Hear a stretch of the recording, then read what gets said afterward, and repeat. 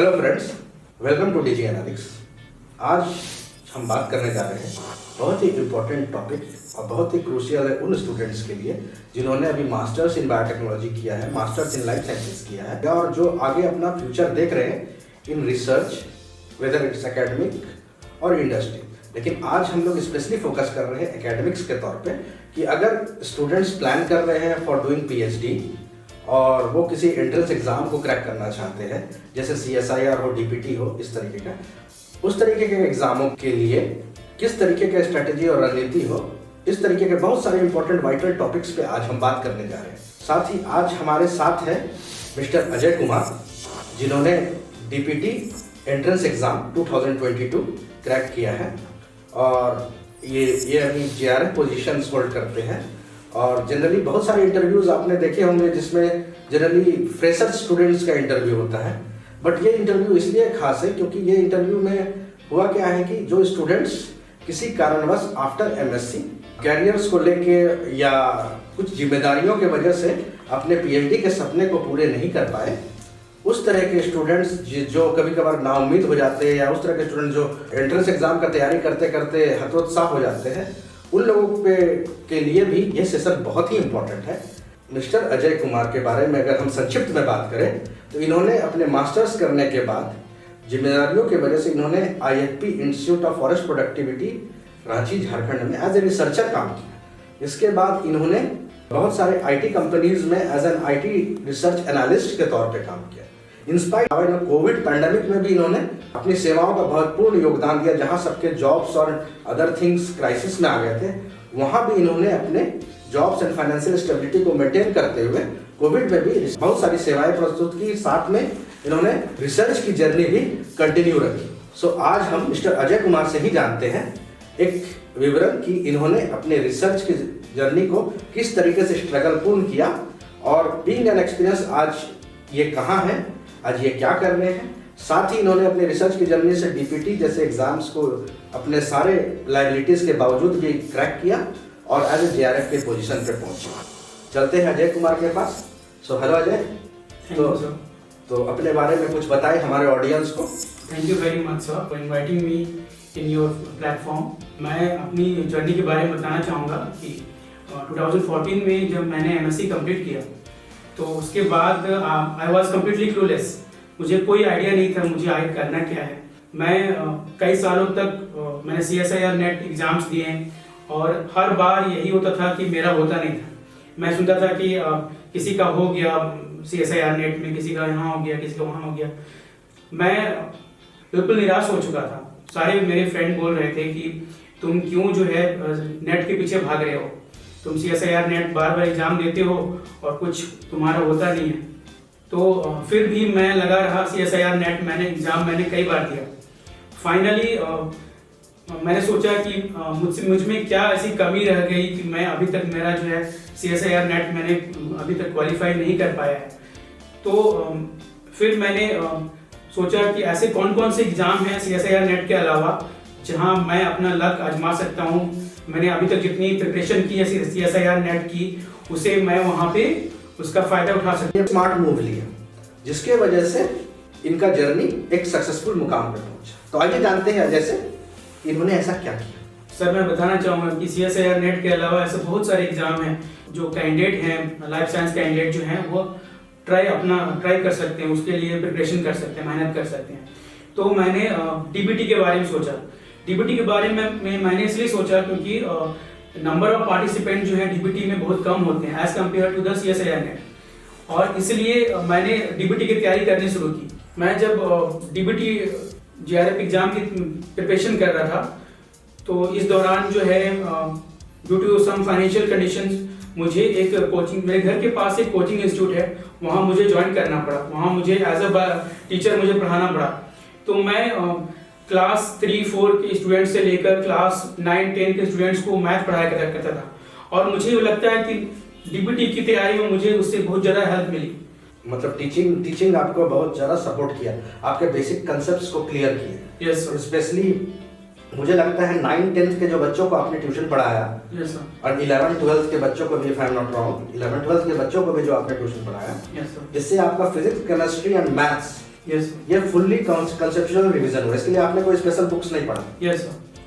सो आप जॉब में भी थे और साथ साथ आपका सपना जो था कि मुझे एक JRF PhD और एक रिसर्च साइंटिस्ट के पोजीशन पे फ्यूचर में जाना है, इसके लिए आप प्रयत्नशील थे, आपके माइंड में ये सेट था कि मुझे फ्यूचर में अगर मौका मिला तो मुझे ये करना होगा। हाँ, इंसान के लाइफ सिचुएशंस बहुत सारे होते हैं, उसमें इंसान को हर तरह से इम्प्रोवाइज करना पड़ता है कि चलो अभी पहले फाइनेंशियल ठीक हो जाए या किसी और तरीके का चीज़ ठीक हो जाए, लेकिन अपने सपने और लक्ष्य के प्रति जागरूक रहना पड़ता है। तो ये चीज़ आपने बहुत ही अच्छा किया।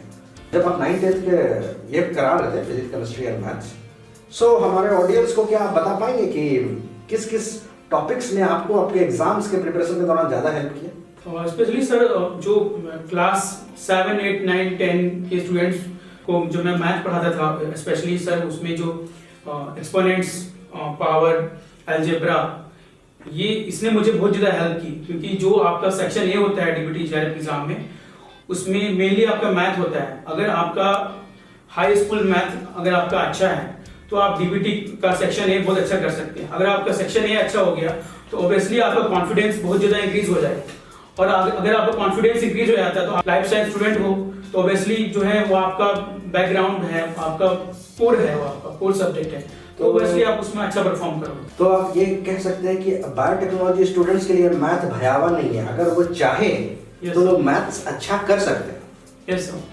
सो उसमें करीबन करीब कितना समय लगता है एवरेज और बिलो एवरेज स्टूडेंट्स को जो फिजिक्स, केमिस्ट्री, मैथ्स अगर देखना चाहे तो मिनिमम टाइम कितना लगना चाहिए उन लोगों को? स्ट्रेटेजी एंड टाइम का डिफरेंस हो जाता है कुछ मार्क्स से, क्योंकि competition is very high, cut off is very high, लेकिन अल्टीमेटली आपको कट ऑफ थ्रेशोल्ड से ऊपर जाना है।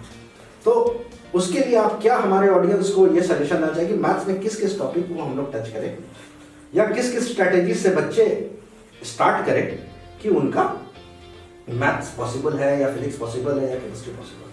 सर मैं क्लास 7, 8, 9, 10 के स्टूडेंट्स को मैथ पढ़ाया करता था। अभी जो उनका सिलेबस है सर, मैं उनको उनके सिलेबस के अकॉर्डिंग उनको पढ़ाया करता था, और मुझे लगता है कि मैं उनके सिलेबस के अनुसार उनको जो पढ़ाता था तो इससे मुझे बहुत हेल्प मिली। कितने साल तक आपने ट्यूशन पढ़ाया? सर मुझे लगता है मैंने 7-8 महीने मैंने पढ़ाया होगा, और उससे मेरा मैथ बहुत ज्यादा इंप्रूव हो गया। ओके, तो 7-8 मंथ्स में ही Yes, आपने बच्चों के, वो भी basic NCERT book, you don't need to go for high competitive exam. Basic NCERT book जो है काफी है सर, आपको किसी और बुक की आवश्यकता नहीं। सो ये भी एक हमारे बायोलॉजी के स्टूडेंट्स को ध्यान देने वाली बात है कि बेसिक कंसेप्ट्स और बेसिक एनसीईआरटी की book, you don't know that whether you have to go for very high books और हाई प्रोफेशनल बुक्स और IIT level books. For DBT JRF section A, they are checking their basic ability of physics, chemistry and maths. So if you are handling a book of 7, 8 और 9, तो मुझे लगता है कि 7, 8 और 9 के बुक्स, 10th के बुक्स और 11, 12 के बुक पढ़ने से आपका टोटल कंसेप्ट 8 to 9 मंथ्स अगर बोल रहे हैं, अगर आप कुछ इस तरीके की जिम्मेदारी में नहीं है कि you have to tuition, you have to do job और you have to do something special for your family and have to support something, और इसके अलावा आप फ्रेशर हैं तो आप 8 to 9 मंथ्स में की जगह आप 6 मंथ्स में भी ये चीज को कर सकते हैं। इन्होंने हमें बहुत ही अच्छा स्ट्रेटेजी बताया कि जिससे आप फिजिक्स केमिस्ट्री सेक्शन ए बोलेंगे ऑफ DBT, उनको किस तरीके से आप फिजिक्स केमिस्ट्री मैथ्स के होमवर्क कर रहे हैं। एंड आई डोंट थिंक कि उसमें हर एक क्वेश्चन अटेंड करना चाहिए फॉर DBT। नो सर, आप जब DBT एग्जाम देते हो तो आपको बहुत सिलेक्टिव, आपको बहुत केयरफुल रहने की आवश्यकता है। आपको उन्हीं क्वेश्चंस को टच करना है जिसमें आपका कॉन्सेप्ट बिल्कुल क्लियर हो, क्योंकि आपकी एक गलती जो है आपको नेगेटिव मार्किंग दिला सकती है। आज 2022 में जो स्टूडेंट्स जिस तरीके से ऑप्ट कर रहे हैं, patterns are little changing, so trends के हिसाब से पैटर्न्स को भी समझना है और साथ साथ बेसिक कंसेप्ट को पकड़ना। तो हमारे समय में भी जब हमने दिया था उस समय भी बेसिक कंसेप्ट पूछा जाता था, और आज के जनरेशन के जो स्टूडेंट्स से हम बात कर रहे हैं उनसे भी basic concept, at least trends of question pattern is changing लेकिन कंसेप्ट इज सेम। सो हर बायोटेक्नोलॉजी स्टूडेंट्स को ये चीज टारगेट करना है कि बेसिक कंसेप्ट्स को लेके चले और 5 इयर्स का क्वेश्चंस को देखते हुए एक स्ट्रेटेजी वाइज तैयारी करें। So this will cover your section. I think section B is the biotechnology section, biology section. Yes, sir. And we will be discussing in very detail on this. So stay tuned and be with us in this video because आगे mister Ajay Kumar हमें ये बताएंगे कि current scenario में 2022 में DBT के exams कैसे होते हैं। अब हम लोग बात चलते हैं सेक्शन बी के तरफ, क्योंकि आप पढ़ा रहे थे सेक्शन ए आपका मजबूत हो गया और आपके साथ साथ अब ऑडियंस को भी पता चल गया कि उन्हें भी अपना सेक्शन ए कैसे मजबूत करना है, और सेक्शन ए को नेग्लेक्ट नहीं करना। सेक्शन ए बहुत इंपॉर्टेंट रोल प्ले करता है सिलेक्शन में, इसलिए सेक्शन ए में हमें एवरेज कितना परसेंटेज ऑफ क्वेश्चंस अटेम्प्ट करना चाहिए और कितना परसेंटेज तक क्वालिफाई होना चाहिए? क्या आपका कोई सजेशन? सर मेरा स्ट्रेटजी ये था कि जिस पे मुझे पूरा कॉन्फिडेंस है कि ये बिल्कुल सही होगा, मैंने उन्हीं क्वेश्चंस को अटेम्प्ट किया, बाकी क्वेश्चंस को मैंने छोड़ दिया क्योंकि मुझे नेगेटिव मार्किंग नहीं चाहिए थी। सो हमारे ऑडियंस को बताना बहुत ही ज़रूरी है कि ये चीज़ को बेहद ही ध्यान रखें कि जब आप क्वेश्चंस अटेम्प्ट करते हैं, जो क्वेश्चन आप 100% श्योरिटी है, इस तरह से तैयारी करें कि वो क्वेश्चंस को आप समझ सकें, समझने के बाद एनालाइज कर सकें, एनालाइज के बाद पता चले कि ये आंसर हो, ये आंसर ना हो, और नेगेटिव मार्किंग की वजह से वही क्वेश्चन ट्राई करें जो आप सक्सेसफुली कर सकते। तो अब हम चलते हैं सेक्शन बी की तरफ। तो मिस्टर अजय से हम पूछते हैं कि सेक्शन बी में उनको किस तरीके से उनको तैयारी कर रहा, और ये 7 to 8 मंथ्स का जो दौरान था, इसी दौरान आपने फिजिक्स केमिस्ट्री मैथ्स तो आप पढ़ा रहे थे, साथ साथ आप क्या बायोलॉजी के भी ट्यूशन पढ़ाते थे बच्चों को? नो सर, मैं घर पे ही बायोलॉजी के नोट्स मैंने तैयार किए खुद से और उनसे मैंने प्रिपरेशन की। सो आप हमारे ऑडियंस को बता पाएंगे या रेफरेंस कुछ देना पाएंगे, किस तरह के बुक्स एंड को आप रेफर किए, किस तरह का टेक्स्ट लिए, क्या स्ट्रेटेजी लिए कि बायो, क्योंकि आप ऑलरेडी जॉब में थे, सो आप अपना जॉब भी देखते थे, 7 to 8 आवर्स इनको जॉब भी करना रहता था, देन उससे टाइम बचे तो फिर इनको अपना तैयारी करना होता, और कंपटीशन क्रैक करना में you need dedication and time and commitment. सबसे बड़ा चीज है commitment and consistency. So mister Ajay, आप बताइए कि कोचिंग से आने के बाद आपके दिनचर्या ऐसा क्या रहता था, क्योंकि नॉर्मली लोग वो चीज़ नहीं कवर करते, लेकिन हम अपने इंटरव्यू में चाहते हैं कि लोग zero to ground level zero पे समझे कि एक स्टूडेंट या वर्किंग प्रोफेशनल या रिसर्चर किस तरीके से अपने टाइम मैनेज करते हैं, वो भी वो जो अपना समय ऑलरेडी उनका कुछ एक्सपैंड हो चुका है। ये मैं बात कर रहा हूँ एमएससी पास आउट स्टूडेंट जो जॉब कर रहे हैं अदर थिंग्स, और फिर भी अपना सपना परस्यू कर रहे हैं, और इसी को वो मोटिवेशन मान सकते हैं एमएससी फ्रेशर्स कि अगर एमएससी पास आउट अगर इस तरीके से स्ट्रगल करके टाइम मैनेज करके एग्जाम निकाल सकते हैं, तो एमएससी फ्रेशर्स के पास तो पूरा मैदान है। 1 year they prepare, sometimes they are already working in MSc and they can crack the DPT exam और they can crack CSI exam. So इसको देखते हुए लेट्स सी ये कैसे होता है। सो मिस्टर थोड़ा अपना दिनचर्या बताइएगा, किस तरीके से हमने किया? सर सुबह 9 बजे से लेकर रात के 9 बजे तक मेरा जो शेड्यूल था बहुत बिजी था, क्योंकि मैं घर घर जाकर ट्यूशन भी पढ़ाता था और कोचिंग इंस्टीट्यूट में पढ़ाता था वो अलग, तो मैं बहुत ज़्यादा मेरे पास समय नहीं था। तो एक जो समय मेरे पास बचा था वो रात का समय था, तो रात को जब सारे लोग सो जाते थे मैं उठता था और मैं रात भर पढ़ाई करता था। तो आप कितने आवर्स पढ़ते थे एक्चुअली, क्योंकि आप दिन भर आप थके हैं, एक प्रैक्टिकली एप्लीकेशन देखना है कि अगर आप कितने घंटे का शेड्यूल में आप कंसंट्रेटेडली पढ़ सकते थे, कितने घंटे आप पढ़ते थे? और मैं कोशिश करता था कि कम से कम 3 घंटे रोज पढ़ पाऊँ। Very good. सो ये टाइमिंग आपका किस तरीके से रहता था कि मैं रात के समय 3 घंटे पढ़ता था, उसके बाद मैं सो जाता था। मेरी नींद पूरी नहीं हो पाती थी और मैं सुबह लेट से उठता था, तो किसी तरह मैं अपने टाइम को मैनेज करता था। तो जब जाता था बच्चों को पढ़ाने के लिए तो नींद आती थी बस, लेकिन किसी तरह मैंने अपने आप को मैनेज किया, कष्ट सहे, दुख सहे। तो आप काम जब क्लास करके आते थे, ट्यूशन्स पढ़ा के आते थे, तो आपको कितने बजे आप पहुंचते थे घर? मैं घर पहुंचता था रात के 9 बजे। ओह, रात को 9 बजे आप इतने सारे काम करते हुए पहुंचते थे, फिर आप इतने थके होते थे, फिर खाना वाना खाने के बाद नॉर्मल दिनचर्या के बाद आप कितने बजे रात से बैठते थे पढ़ने? मैं खाना वाना खाने के बाद मैं सो जाता था, रात के 12 बजे 1 बजे मैं उठता था। और फिर 3 घंटे पढ़ने के बाद मैं सुबह 5 बजे सो जाता था। सुबह 5 बजे 4 बजे मैं सो जाता था। ओके, सो 5 बजे आप सो जाते थे? Yes sir. एंड देन आप उठते थे 8-9 बजे करीब, 8 साढ़े 8 बजे करीब, 9 बजे देन प्रिपेयर होकर ट्यूशन एंड अपने जॉब्स पे चले जाते थे? Yes sir. इसी तरीके के आपने जर्नी की। तो एक्चुअली आप तो शुरू में आपने मुझे बताया आप आईआईपी में रिसर्चर के तौर पे जॉब करते, उस समय तो आप फिर तैयारी करना पूरा नहीं कर पाते होंगे इस तरीके से? यस सर, लेकिन मैं फिर भी रात के समय अपने फ्यूचर को लेकर बहुत ज़्यादा मुझे टेंशन रहता था, तो रात में सो नहीं पाता था। तो रात में जब भी नींद खुलती थी तो कम से कम कोशिश करता था कि कुछ घंटे मैं अपनी सेल्फ स्टडी पे दे पाऊँ। सो द थिंग इज की कंसिस्टेंसी इन्होंने मेंटेन की, कहीं 2 घंटा कभी 3 घंटा, बट अपने सपने को मरने नहीं दिया। बड़ा बात वो है कि अपने सपने को मरने ना दे। हालात कुछ भी हो सकते हैं, परिस्थिति कभी भी खराब हो सकती है। तो बड़े बड़े वैज्ञानिक से लेके एक आम स्टूडेंट तक अगर हम वो दिनचर्या और वो फॉलो करें, so whatever dreams we have, whether going a scientist और समथिंग, और a researcher or an industrialist or being a technical scientist या researcher, we can achieve that dream. So तो इनका ये दिनचर्या था, और मुझे लगता है कि फाइनल फेज जो आपने प्रिपेयर किया, जो 8 to 9 months आई थिंक सारे करने के बाद, after pandemic Covid, I think you started this serious work of DBT Yes, sir. preparation. Yes. So 2021, if I am not wrong. Yes, sir. In 2021. 2021 किस month आपने start किया था? 2021 sir मैंने April month से स्टार्ट कर दिया था अपना प्रिपरेशन। अजय हमें बताएंगे कि सेक्शन बी में इन्होंने किस तरीके का रणनीति लिया, इन्होंने किस तरीके के बुक्स फॉलो किए, किस तरीके के नोट्स बनाए। आइए जानते हैं मिस्टर अजय से। सर मैंने molecular biology of the cell by Alberts, genetics के बुक, लैंजर की बायोकेमिस्ट्री, जो biochemistry, cell biology, molecular biology, जो कुछ मैंने 3-4 सब्जेक्ट्स मैंने चुन लिए और मैंने उसे अच्छे से मैंने पढ़ा। बेसिक कॉन्सेप्ट मैंने कोशिश की कि मेरा क्लियर हो जाए। सारी बेसिक चीज़ें जैसे कि ट्रांसलेशन, रिप्लिकेशन, जितने जेनेटिक प्रोसेस होते हैं मॉलिक्यूलर बायोलॉजी में, मैंने कोशिश की कि उसका मेरा जो कॉन्सेप्ट है, बेसिक कॉन्सेप्ट है, वो क्लियर हो जाए।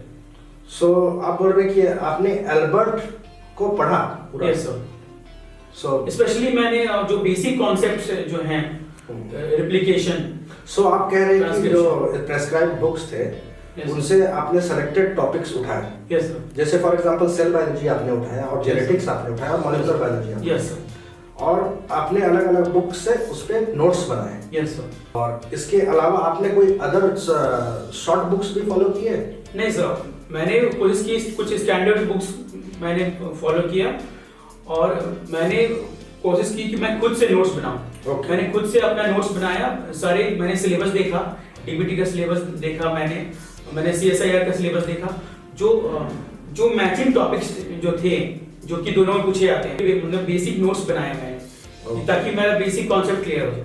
करेक्ट। सो जब आप ये पढ़ रहे थे molecular biology Yes, and cell and biochemistry, so आपको ये लिंकिंग समझ में आया कि जब आप मॉलिक्यूलर बायो पढ़ते हैं तो थोड़ा आगे बढ़ने के बाद आपको लगता है कि बायोकेमिस्ट्री भी उससे लिंक्ड है? Yes sir. Tools and techniques भी लिंक्ड है, यस सर। सेल बायोलॉजी भी लिंक्ड है। Yes, sir. तो एक प्रॉपर रोड मैप जब आप पूरा ओवरऑल पढ़ते हैं तो आपको एक प्रॉपर रोड मैप दिखने लगता है। Yes, कि sir. हम अगर मॉलिक्यूलर पढ़ते हैं, मेंडल्स थ्योरी पढ़ते हैं, जीनोम्स पढ़ते हैं, ट्रांसक्रिप्टोम पढ़ते हैं, तो उसमें क्या टूल्स एंड टेक्निक्स यूज होते हैं। Yes sir. तो आप टूल्स एंड टेक्निक सेक्शन भी कवर कर लिए। Yes. देन आपने मॉलिक्यूलर के साथ बायोकेमिस्ट्री भी देखा, Yes. बायोकेमिस्ट्री के साथ साथ जीनोमिक्स भी देखा, Yes, sir. जीनोमिक्स के साथ साथ बायोइन्फॉर्मेटिक्स भी देखा। Yes sir. So I think एक तरीके का नेटवर्क ऑफ चेंज जब आप पढ़ना शुरू करते होंगे, यस सर। तो आपने फिर हमारे समय भी यही होता था। So I think concept is still the same, the question pattern is different. तो आपने प्रीवियस ईयर्स के क्वेश्चंस भी देखे? सो प्रीवियस ईयर के क्वेश्चंस को देखने के बाद मुझे ये रियलाइज हुआ कुछ ऐसे कॉन्सेप्ट्स हैं जिन पे बार बार क्वेश्चन पूछे जाते हैं, जैसे मोलारिटी, जो सॉल्वेंट, सॉल्यूशन, इससे रिलेटेड पीएच कॉन्सेप्ट्स, इससे रिलेटेड क्वेश्चंस बार बार DBT JRF एग्जाम में पूछे जाते हैं। तो मेरा ऐसा मानना है कि ऐसे जो बेसिक कॉन्सेप्ट्स हैं उन पे आपकी पकड़ होनी चाहिए, ताकि DBT JRF क्वालिफाई करने में आपको हेल्प। सो DBT एग्जाम्स में जिस तरीके से आपने बताया, तो मुझे लगता है कि ऑडियंस और मेरे स्टूडेंट्स और रिसर्चर्स जो अभी इस फील्ड में है और जो MSc पास आउट हो रहे हैं, MSc के दौरान काम कर रहे हैं, या MSc पास आउट के बाद कहीं जॉब कर रहे हैं, लेकिन वो चाह रहे हैं कि वो PhD को कर सके, क्या वो एग्जाम क्वालिफाई कर सके, तो आपने उन्हें बहुत ही महत्वपूर्ण जानकारियां दी है। सो जिस तरीके से आपने सेक्शन बी को कवर किया, उसी तरीके से सेक्शन बी के दौरान जिस तरीके के स्ट्रेटेजी आपने अपनाए और जिस तरीके के चीज आपने बताए और जिस तरीके की स्ट्रेटेजी, मतलब ये है कि आपको प्रीवियस ईयर्स के क्वेश्चंस को देखना होगा। Yes sir. और उसके साथ कंसेप्ट्स को मैच करते हुए अपने स्ट्रेटेजी को कंटिन्यूअसली निरंतर करते रहना होगा, ताकि आप एग्जाम से पहले। अच्छा, आप रिविजन्स कैसे करते थे? मैं सप्ताह भर जो पढ़ता था उसे संडे के दिन रिवाइज करता था, या महीने भर जो मैंने पढ़ा तो महीने के जो लास्ट वीक होता है उसमें मैं रिवाइज करता था, या 3-4 महीने जो मैंने पढ़ा उसे मैं चौथे या पांचवें महीने में उसे फिर रिवाइज करने की कोशिश करता था। तो ये मेरा रिवीजन स्ट्रेटजी था। सो जिस तरीके से मैंने बहुत सारे रिसर्चर्स और एग्जाम्स वाले लोगों से बात की, सो ये एक बहुत ही कॉमन स्ट्रेटेजी है कि आप वीक के लिए आप डिजाइन कर लीजिए अपने कोर्स को, और वीकेंड में सैटरडे एंड संडे रिवाइज पूरा वीकेंड के कोर्स, एंड देन एक समय ऐसा आएगा कि वीक से मंथ से टोटल मंथ्स, और लास्ट में ऐसा होगा कि आपका टोटल चीज आपके दिमाग के सामने पिक्चराइज होने लगे। इन वन पेज में आप पूरा समराइज कर सकते हैं कि जितना आपने पढ़ा। जब ऐसा होने लगे तो समझिए आप सही दिशा पे जा रहे हैं, और क्वेश्चंस को हमेशा अटेम्प्ट करने लगे। आपने किसी टेस्ट सीरीज को ज्वाइन किया? नो सर, मैंने किसी टेस्ट सीरीज को ज्वाइन नहीं किया, लेकिन मैं ऑनलाइन कुछ क्वेश्चंस मैं देखता था कि किस तरह क्वेश्चंस जो है पूछे जाते हैं कॉम्पिटिटिव एग्जाम्स में, specially DBT, GRF, CSIR, net, और इस तरह के बहुत सारे जो नेशनल लेवल के जो एग्जाम होते हैं उनमें किस तरह के क्वेश्चंस के पैटर्न होते हैं, उनको मैंने एनालाइज करने की कोशिश की। इससे मुझे काफी हेल्प मिली। सो ये भी एक बहुत इंपॉर्टेंट पॉइंट है कि आप क्वेश्चंस को, और आज की डेट में नेट इतना ब्रॉड हो चुका है, यूट्यूब एंड एवरीथिंग है, सारे इन्फॉर्मेशन नेट में अवेलेबल है। सो आप इंटरनेट को अगर एक सही स्ट्रेटेजी के साथ यूज करें तो ये बहुत ही इंपॉर्टेंट रोल प्ले करता है। लेकिन अगर आपको इसी के साथ अगर कहीं ट्रेनिंग या कुछ कोचिंग कहीं कोई बच्चे कर रहे हैं, हमारे यहाँ तो ऐसा होता नहीं है, हम सिर्फ फ्री काउंसलिंग देते हैं, फ्री स्ट्रेटेजी बताते हैं।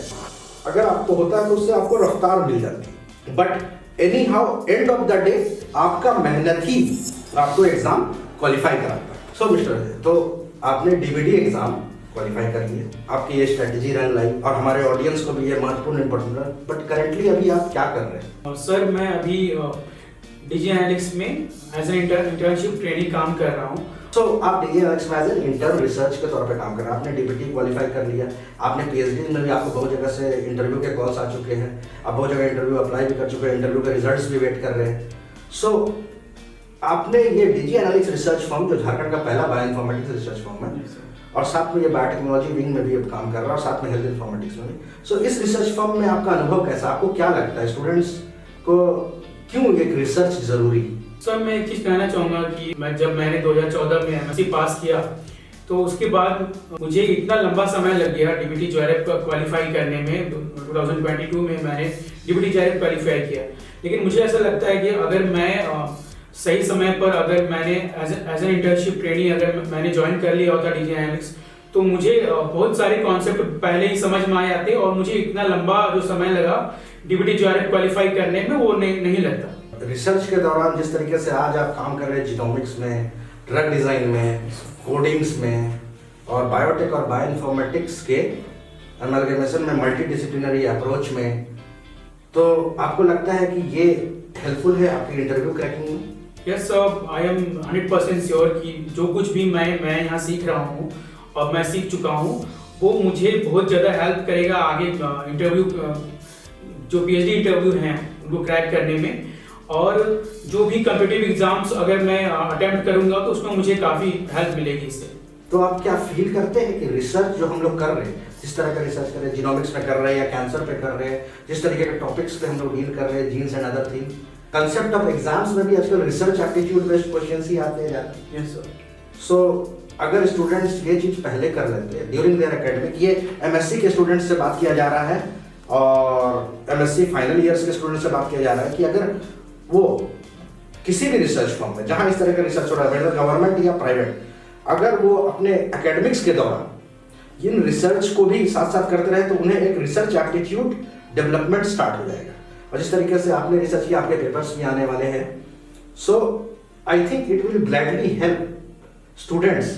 सो if they crack the exams, the interview की कंपटीशन बहुत टफ है और हर स्टूडेंट अच्छा है, हर स्टूडेंट कट ऑफ बढ़िया है, लेकिन अगर कोई एज ए गाइड अगर हम बात करें, एज ए साइंटिस्ट बात करें, अगर मुझे भी स्टूडेंट चुनना है तो I will choose that student जो बहुत अच्छी तरह से उसका कंसेप्ट है, he has scored very well, plus he has research experience also. If he has done research in genomics, if he has done research in something NGS, or if he has done research in drug design, or if he has done research in PCR, if he know the knowledge of HPLC, if he know the NMR spectroscopy, he has done metabolite research, और इस तरीके के students हमारे पास आते हैं तो it will be a plus कि मुझे उन्हें ज़्यादा टीच नहीं करना। If the students are coming with publication, that will be a glad for a guide कि they can design and they can interact with and they can get more research results.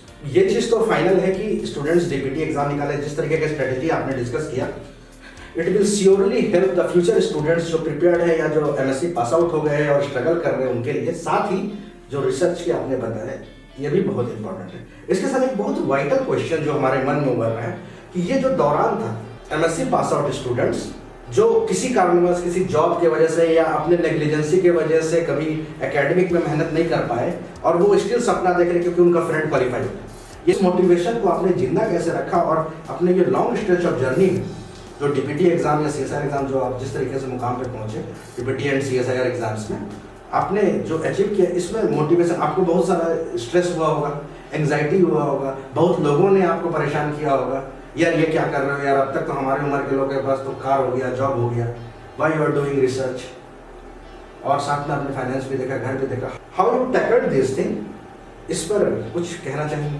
हमारे audience को? Sir 2022 में मैंने DPT JRF qualify किया और 2014 में मैंने MSc पास किया और इस दौरान जो मेरी जर्नी थी वो इतनी आसान नहीं थी और इस जर्नी में मेरा बहुत ज़्यादा साथ दिया मेरी वाइफ ने।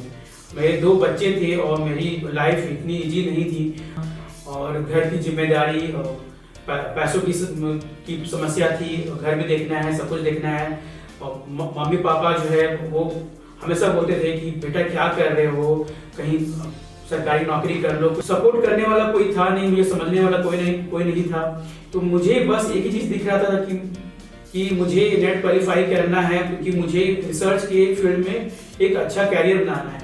लेकिन मुझे कुछ समझ में नहीं आ रहा था मैं क्या करूं, लेकिन मेरी वाइफ ने हमेशा मेरा साथ दिया। इस पर्सनल लाइफ का जो बैलेंस था आपके फैमिली ने, मतलब आपकी वाइफ ने आपको सपोर्ट किया, साथ ही आपकी वाइफ के सपोर्ट देखते हुए आपके गार्जियंस ने भी आपको बूस्ट किया।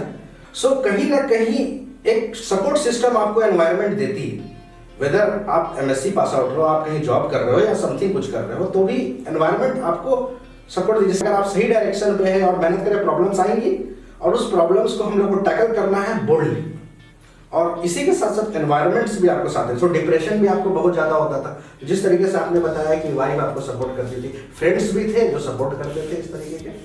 फ्रेंड्स ने हमेशा कहा कि क्यों डीपीटी जेआरएफ नेट के पीछे क्यों भाग रहे हो, कहीं पे कोई कॉम्पिटिटिव एग्जाम दो, रेलवे का एग्जाम दो, बैंक का एग्जाम दो। मैंने बहुत सारे एग्जाम दिए, रेलवे के एग्जाम दिए हैं, बैंकिंग एसएससी के एग्जाम दिए, लेकिन कहीं कुछ हुआ नहीं। तो मैं बहुत ज़्यादा निराश हो गया और फ्रेंड्स ने कहा कि ये आपका का जो आप तैयारी कर रहे थे, डीपीटी एग्जाम की जो तैयारी कर रहे थे, उससे पहले आपने एसएससी और रेलवे अदर्स का भी एग्जाम भी ट्राई किया? Yes sir. उसके बाद आपने डीपीटी शुरू किया? Yes sir. Net exam DPT JRF के प्रिपरेशन के अलावा मैं बीच में क्योंकि फैमिली की तरफ से प्रेशर आता था कि कुछ एग्जाम दो, रेलवे, बैंकिंग, एसएससी वगैरह एग्जाम बीच में देता रहता था क्योंकि फैमिली की तरफ से प्रेशर था और भगवान का ऐसा आशीर्वाद था कि मेरा कैटेगरी 1 में हो गया।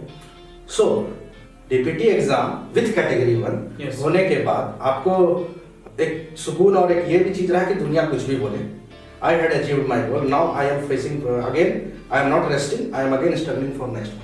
Yes. So इस तरीके से अगर अपने लाइफ में आप एक M, one aim, then next aim, then next aim आप करते जाए तो सक्सेस आपको मिलेगा। आज आप DG analyst as an intern काम कर रहे हैं and there is job offer also, there is research also, and आप इंडस्ट्री में भी स्विच कर सकते हैं, लेकिन आपने पीएचडी चुना है। Yes sir. So we wish all the best to mister Ajay Kumar for his future journey. DG analytics research firm में हम हमेशा स्टूडेंट्स रिसर्चर्स को मोटिवेट करते हैं कि वो अपने रिसर्च पार्ट जो डीजी एनालिटिक्स में कर रहे हैं उसे करते रहे, साथ साथ अगर वो एकेडमिक्स और पीएचडी में काम करना चाहे तो वो कर सकते हैं। www.dganalytics.com। हम यूट्यूब और इंस्टाग्राम सब में हैं। सो हमारे चैनल में बहुत सारे और भी महत्वपूर्ण वीडियो आने वाले हैं जो आपको हेल्प करेंगे to excel in your career. Any kind of doubts and other thing you can contact to our team. इसी के साथ हम अजय का एक बार फिर से धन्यवाद करते हैं कि हमारे मंच पे आए और उन्होंने बहुत महत्वपूर्ण बातें की। सो आपका दिन शुभ रहे। धन्यवाद।